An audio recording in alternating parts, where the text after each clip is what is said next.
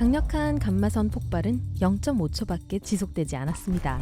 하지만 엄청난 양의 에너지를 방출했습니다. 태양이 100억 년 동안 만들어내는 것보다 훨씬 더 많은 양이었어요. 이 짧은 섬광은 온 하늘을 비추었습니다. 그 후 훨씬 더 부드럽고 오래 지속되는 빛이 그것을 대신했습니다. 천문학자들은 X선, 무선, 광학, 그리고 적외선으로 이 현상을 관찰했어요. 사람들이 마침내 신생 마그네타를 목격하게 됐습니다. 역사상 최초로 말이죠. 두 개의 중성자별이 합쳐진 후에 형성된 것 같았습니다. 이로 인해 가장 밝고 큰 항성 폭발 중 하나인 킬라노바가 탄생했습니다.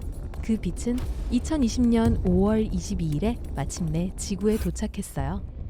태양 질량의 최소 5배인 거대한 별이 수명을 다했다고 상상해보세요. 아마도 해결료가 다 떨어졌기 때문일 거예요. 만약 그런 일이 일어난다면 별은 식기 시작합니다. 내부의 압력이 떨어지고 중력이 안으로 밀리기 시작해요. 그러고 나서 지구의 100만 배 이상의 질량이 15초 안에 무너집니다. 너무 빨리 발생하다 보니 엄청난 충격파가 별의 바깥쪽을 폭발하게 만듭니다. 이것이 눈부신 빛의 폭발을 일으키는데요. 이 강력한 폭발을 초신성이라고 부릅니다. 남은 것은 성운이라고 불리는 뜨거운 가스구름이 주변으로 팽창하는 엄청나게 높은 밀도의 핵입니다. 만약 이 별이 태양 크기의 10배 이상이 될 정도로 크다면 블랙홀로 변할 가능성이 높습니다. 그렇지 않으면 중성자별이 됩니다. 이것은 기본적으로 거대한 원자핵입니다. 이 별들은 대부분 중성자로 이루어져 있으며 폭이 32km 이상인 경우는 드물어요. 비교를 하자면 우리의 태양은 지름이 거의 140만 킬로미터로 109개의 지구를 나란히 늘어놓은 것과 같습니다. 하지만 이 작은 크기에 속지 마세요. 중성자별은 태양보다 적어도 1.5배 더 무겁고 강한 자기장을 가지고 있습니다. 만약 이 별의 내부를 한 티스푼만 떠낸다면 이 물질의 무게는 10억 톤이 넘을 거예요.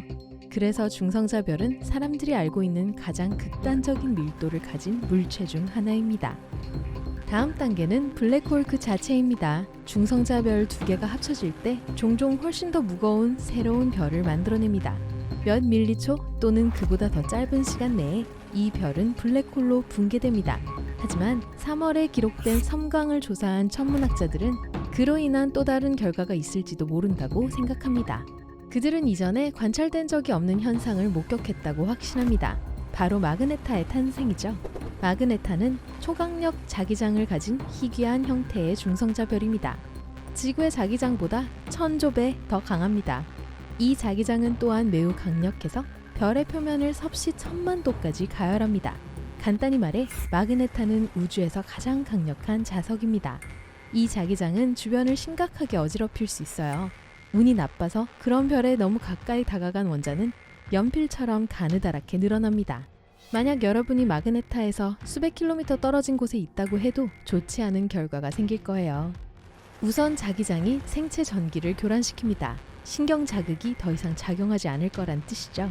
심지어 여러분의 분자도 자기장의 영향을 받아 변할 거예요. 결국 여러분은 거의 사라지게 될 겁니다.